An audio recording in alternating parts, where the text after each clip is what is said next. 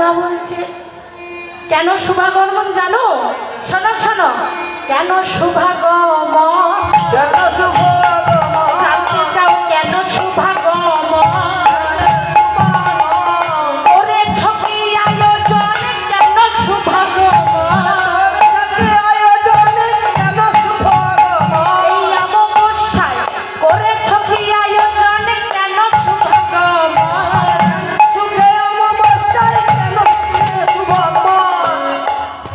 কি গো, আজকের তিথিটা কি ভুলে গেছো? জিজ্ঞেস করছি বড়াই বলি বলি আজকের কি ভুলে গেছো? তিথিটা কি? হরি বল হরি বল। আজকের তিথিটা কি তুমি ভুলে গেছো? শোনো শোনো, আজকে যে অমাবস্যা তিথি, ওমা বড়াই বুড়ি জটিলা কটিলার গৃহ থেকে রাধারানীকে বার করে নিয়ে যাবে বলে আজ এই মনে মনে ফন্দি দিতেছে।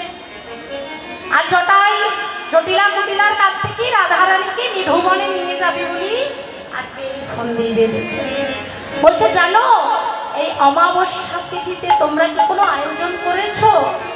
বলি শ্যামা পূজার আয়োজন করেছো কি? আয়োজন শ্যামা পূজার আয়োজন করেছো কি?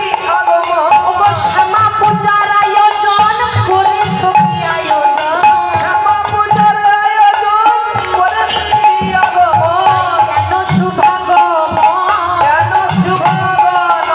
জানতে চাও কেন শুভাগমন? কেন শুভাগমন?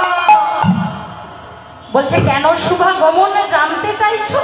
তা এই যে অমাবস্যা তিথিতে এই যে শ্যামা মায়ের পূজা হয়, তা বাবা শ্যামা মায়ের পূজা করা মানে আজকে আমাদের মা এখানে দণ্ডায়মান, মায়ের পূজা উপাসনা করতে হয়।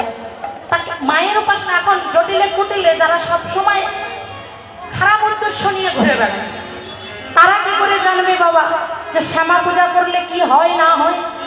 আজকে বলছে এই যে এই যে বড়াই বুড়ি, শোনো শোনো বড়াই মা, বলি এই যে তুমি বলছো শ্যামা পূজার আয়োজন আমরা করিনি কেন? তা বাবা শ্যামা পূজার আয়োজন করব কেন? তা বলে কেন জানো করবি? এই শ্যামা পূজা করলে পরে সব বিপদ যাব দূরে। শ্যামা পূজা করলে সব বিপদ হইব। শ্যামা পূজা করবে বলে সব বিপদ যাবে উড়ে। শ্যামা পূজা করলে সব বিপদ যাবে আই করো আয়োজন, আই করো আয়োজন, আই করো আয়োজন, তাই করো আয়োজন। এই অমাবস্যায় করো তাই আয়োজন, এই অমাবস্যায় করো তাই করো আয়োজন, তাই করো আয়োজন, ওরে তাই করো আয়োজন। ওমা দেখো, এই যে শ্যামা পূজা তুমি কেন করবে জানো? এই শ্যামা পূজা যদি করো তোমার সমস্ত বিপদ দূরীভূত হয়ে যায়, তাই শ্যামা পূজা করবে। তা বলে যখন দেখলো যে জটিলা কুটিলা বলে আমরা বিধবা নারী, আমাদের আবার বিপদ আর না বিপদ, তাই এতে তো আমাদের কিছু আসে যায় না। হরি বল হরি বল। তাহলে আমাদের করলেই কি আর না করলেই কি, কারণ আমাদের বিপদ যা ঘটবার তা ঘটে গেছে। কি গো মা, আমাদের হিন্দু নারীদের, হিন্দু কেন সমস্ত ধর্মের বাবা স্বামী না থাকলে সব শেষ, তাই তো? যে নারীর গেছে একবার সেই বোঝে তার যন্ত্রণা। বলছে আমাদের যা যাওয়ার যা বিপদ হওয়ার তা হয়ে গেছে, আমাদের আর দরকার নেই। বড়াই বুড়ি ভাবলো জটিলা কটিলাকে বোঝানো এত সহজ নয়, তাই এভাবে এদেরকে তো বললে হবে না। তাই কিভাবে বলতে হবে না, এদের দুর্বল জায়গাটা জানতে হবে। এখন বাবা জটিলা কুটিলার দুর্বল জায়গা হলো কোথায় না বাবা, তার ছেলে ওই আয়ান ঘোষ। আজকে বলছি যে শোনো শোনো, এই যে জটিলে বলি কেন করবে জানো? তোমার ছেলের ভালো হবে তাই করো আয়োজন, তোমার ছেলের ভালো হবে তাই করো আয়োজন, তোমার ছেলের শুভ হবে তাই করো আয়োজন, তোমার ছেলের শুভ হবে তাই করো আয়োজন, অমঙ্গল দূরে যাবে তাই করো আয়োজন, সব জ্বালা দূরে যাবে তাই করো আয়োজন।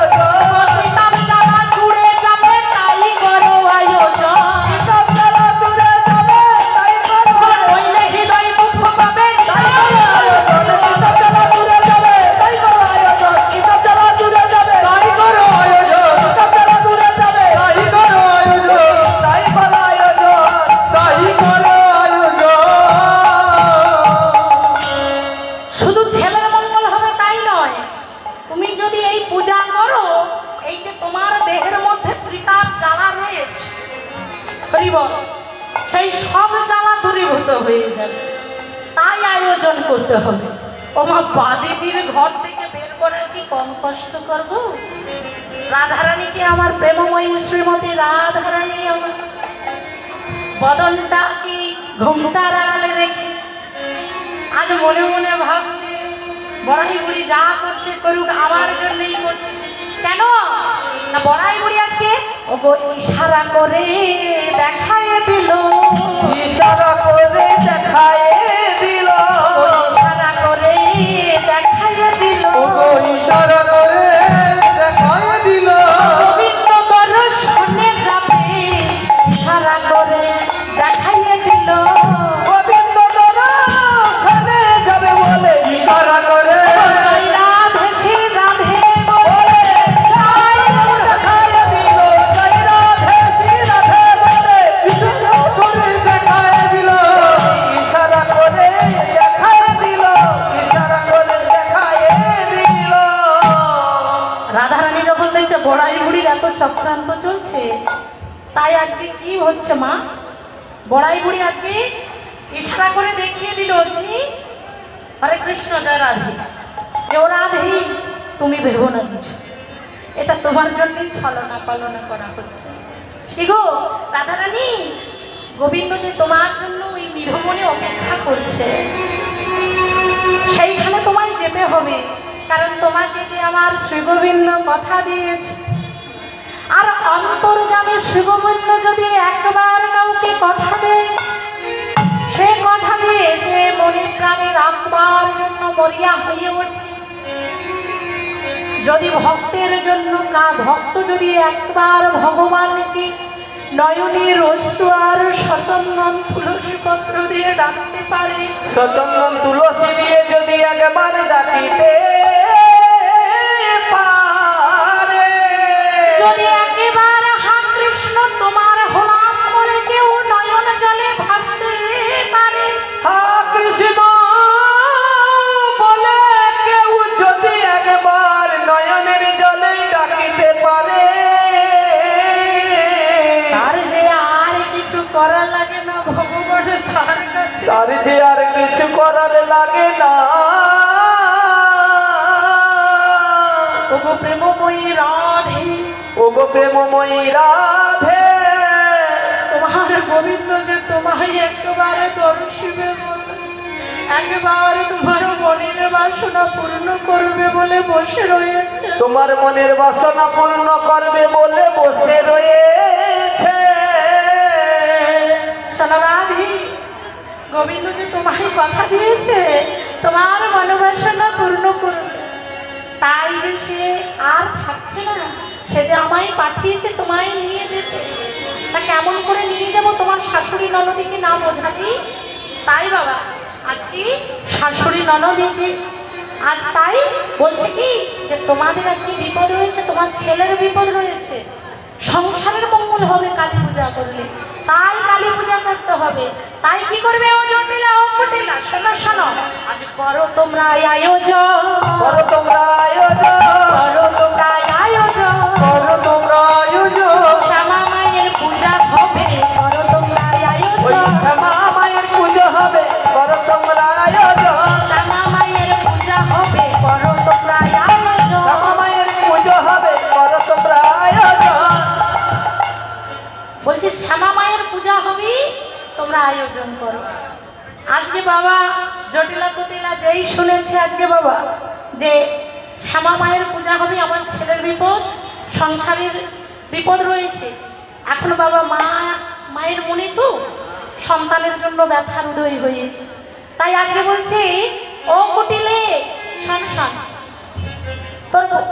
তোর যে বৌদি রয়েছে না, তো দাদার স্ত্রীকে বল আজকে শ্যামা মায়ের পূজার আয়োজন করতে। তা হরি বল, শ্যামা মায়ের পূজার আয়োজন করতে বলেছে।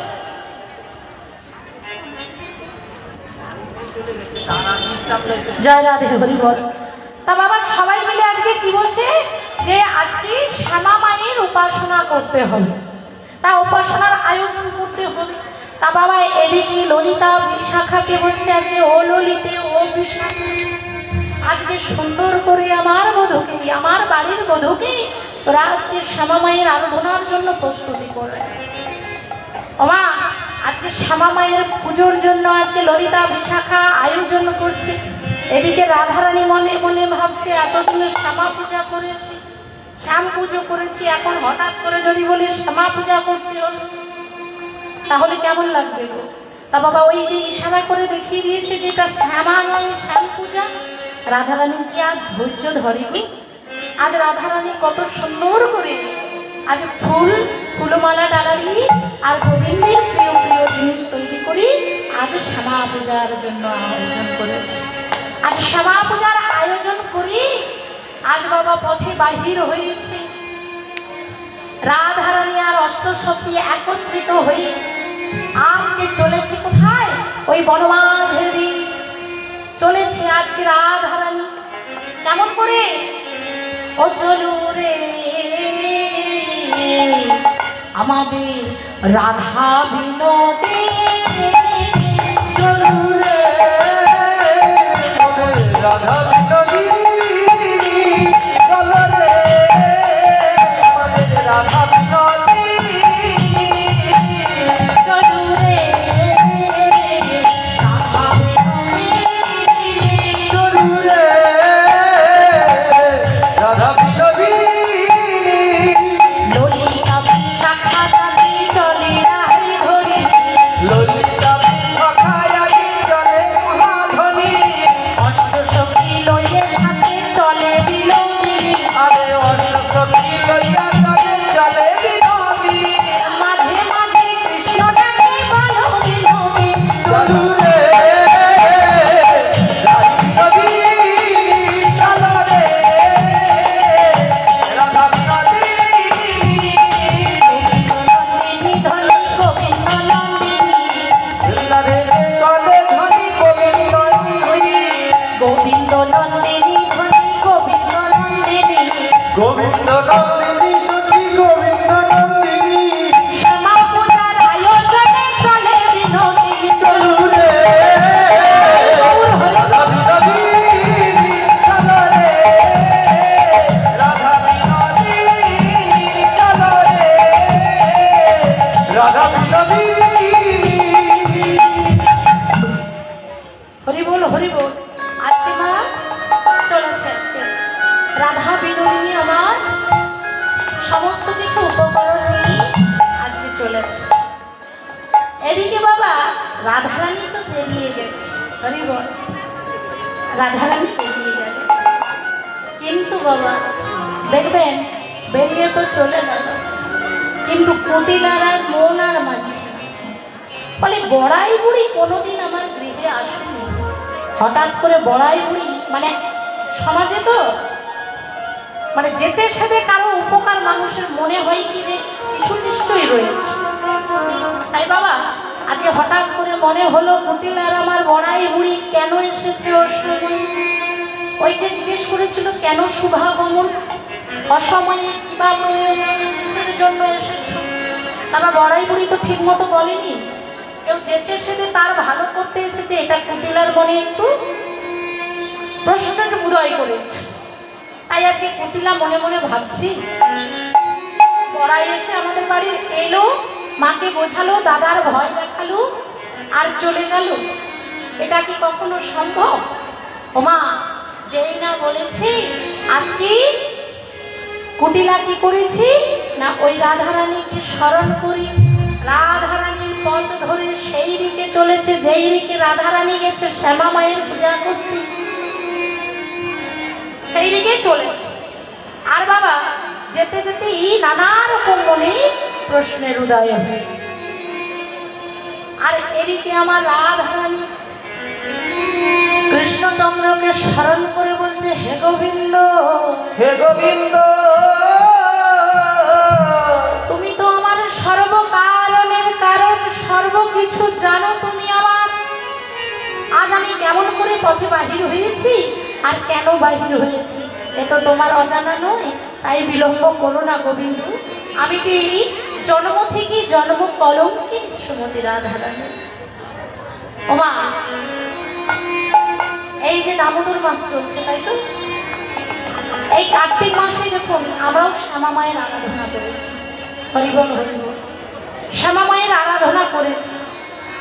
তা বাবা, এই যে শ্যামা পুজো, শ্যামা শক্তির উৎস, তাই তো বাবা?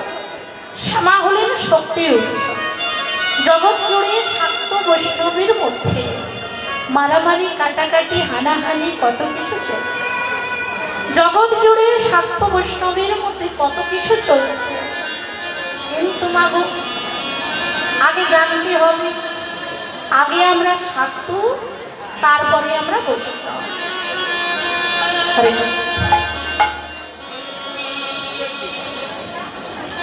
আগে আমরা শাক্ত, তারপরে আমরা বৈষ্ণব। কেন না বাবা, মা হলো শক্তি। সেই শক্তি গর্ভে আমাদের এই ধরাধামে আসা, তাই না? সেই শক্তির গর্ভ ছাড়া আমরা এই ধরাধামে ভূমিতে আসতে পারতাম না। যদি নাই আসতাম তাহলে কৃষ্ণ ভজন সাধন হতো কেমন? যদি শক্তি গর্ভে না আসতাম তাহলে বিষ্ণু উপাসনা কেমন করে হতো? ওমা, যেই কৃষ্ণ সেই কালী। তাই ভক্তকে জানান দেওয়ার জন্য ভগবান আমার বারবার রূপ পরিবর্তন করেছে। কখনো কালী রূপ ধরেছে, কখনো মালিনীর রূপ ধরেছে। বিভিন্ন রূপে বাবা ভক্ত এসেছে। ভক্ত একটা কথাই ভগবান বলেছি বাবা, ভগবানকে যদি জিজ্ঞেস করা হয়, ভগবান তোমার বাস কোথায়, তোমার গৃহ কোথায়, আমরা কেউ বলতে পারবো ভগবান কোথায় থাকে? না, কেউ আমরা বলতে পারবো ভগবান কোথায় থাকি? কেউ বলতে পারবো না। ভগবান নিজেও জানেন না তিনি কোথায় থাকেন, কিবা তার ঠিকানা, কিবা তার পরিচয় ভগবান কিছুই জানেন না। ভগবান বলছে, যে করি আমার আশ আমি তার করে সর্বনাশ। আমার তথাপি যদি না ছাড়ে পাশ, তবে হই তার দাস।